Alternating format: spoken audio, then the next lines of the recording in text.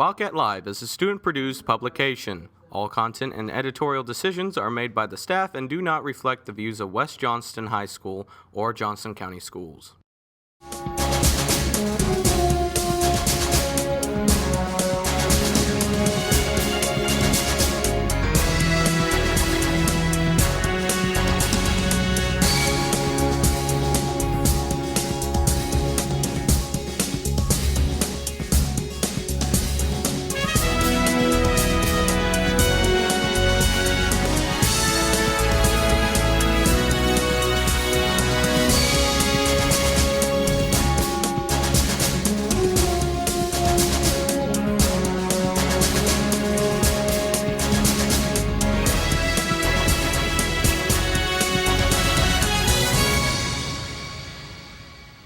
Good morning, West Johnston. I'm Erik Beene.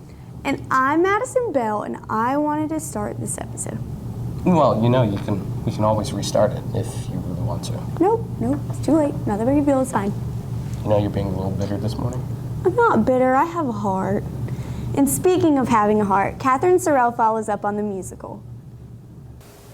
As curtains closed this past weekend, actors spoke about their experiences. In this year's musical, I was the Wizard of Oz himself. And so many people came out and supported us, and it was awesome. I had a lot of fun. We had a flying machine, we had fire, and like a live dog, we had all this stuff, and so we really had a lot of fun with it. I hope everyone enjoyed the show. It was fun. Josh Falvey was also a part of this year's musical. In this year's musical, I was Uncle Henry and the Winky General. The Winky General is the leader of the guys that goes, oh-wee-oh, yo. My favorite scene was the Merry-Land of Oz. What I enjoyed most was meeting all the new people here, making a bunch of new friends, and the process was fun. I feel like it was a success. We had a big turnout pretty much every show. I feel like we all pretty much bonded together pretty good. We hung out a lot after shows and after practices, before practices, and we kind of became like a big family. I'm Katherine Serrell, Wildcat Live. Thanks, Katherine. I personally think the shows went extremely well. Me too. I loved it, and I should have gone twice. You probably should have used your brain, but hey. I do know the teenagers in our community used theirs and donated books for the book drive. Abby Pressley reports on how some of our classes are giving the gift of reading. Since the beginning of March, Miss Vanell has been collecting elementary-aged books. Give 5, Read 5 is to give 5 books to elementary students to read over the summer. And we're doing it for McGee's Elementary School. And we're the only school in Johnston County that's doing this, and I thought, well, we really need to do and help kids. May 23rd, my class, Early Childhood Education Level 2, is going to go to McGee's Elementary School and give out the books to each student. We hope to have 5 for each one. We've collected almost 2,000 books. We need a little bit over 1,000 left. We need your help. Just think, 5 books is all we need from each to give to a kid. First block, who has the most books brought in, gets Bojangles. Second place is Ice Cream Party. The student that brings in the most items gets a gift certificate for $25 to Walmart. And the teacher who brings in the most items gets a gift certificate to Cracker Barrel. I'm Abby Pressley, Wildcat Live. Thanks, Abby.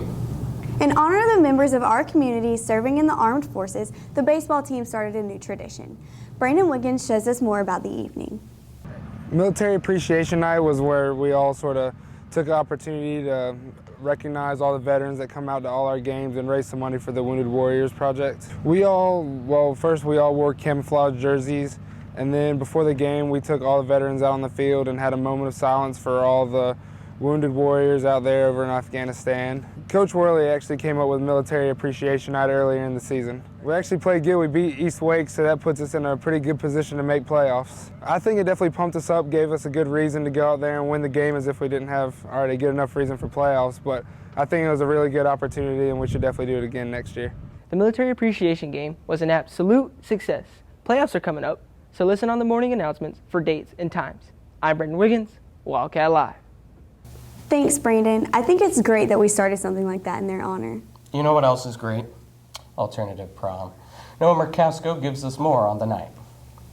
This past Friday, the countywide Alternative Prom was held here in the cafeteria for the life skills students. Shane McNeil speaks about the night. Alternative Prom is a prom for the special kids because, they can't come to our prom, So they have their own prom. They gather in the cafeteria and they have fun. They get together. It was quite a bit. A couple schools that came there. Clayton showed up. Triple S showed up. For the food at Alternative Prom, we had Domino's delivered for us. We had some food from KFC. We had big cases of drinks and stuff. It was pretty good food. They had a raffle. They gave tickets to everyone. They gave you a ticket, and then you gave them your name.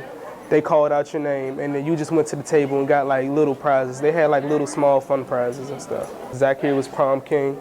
We at the end of the night, actually everybody ended up being prom king and queen. They gave everybody crowns so everybody feels special about themselves, and we just had a great time. What I got out of Alternative Prom was just, to see the EC kids have fun and enjoy themselves. I had fun also with them, dancing with them and, just chilling and enjoying myself. I'm Noah Merkousko, Wildcat Live. Thanks, Noah. Erik, I really want to know what makes a girl basic. Me too. Let's see what you guys had to say.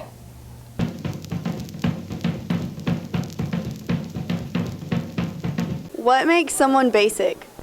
These two girls right here. I think it's Starbucks. Uggs. Monograms? And these shoes. Probably white socks. North Face jackets. Monograms.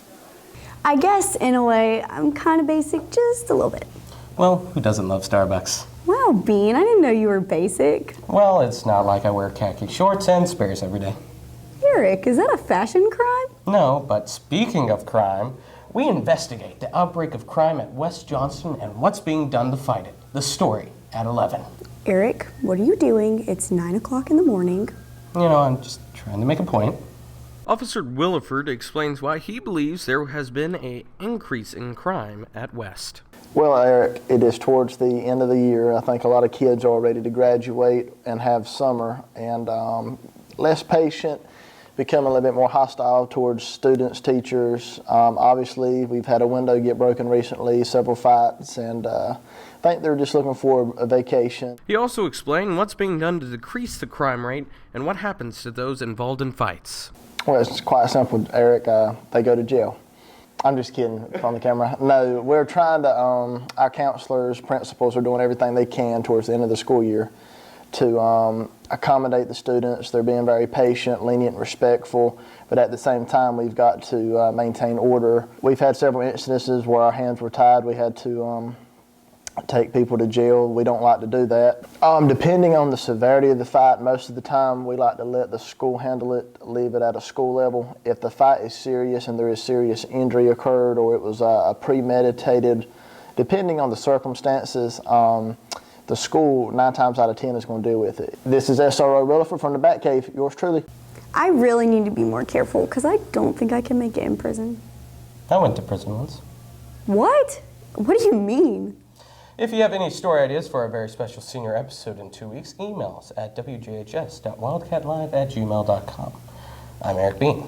And I'm Madison Bell. Thanks and have an outstanding day.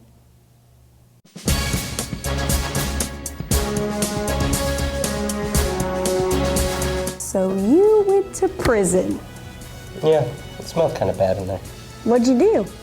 Well, basic prison stuff. I got thrown in a cell, I had some mystery meat, and I almost shanked a few people. No, I mean, what did you do to get in prison? No, it's just a field trip. Okay, that makes more sense. But you said you shanked some people? You should have met some of the people in my class. You would have shanked them too.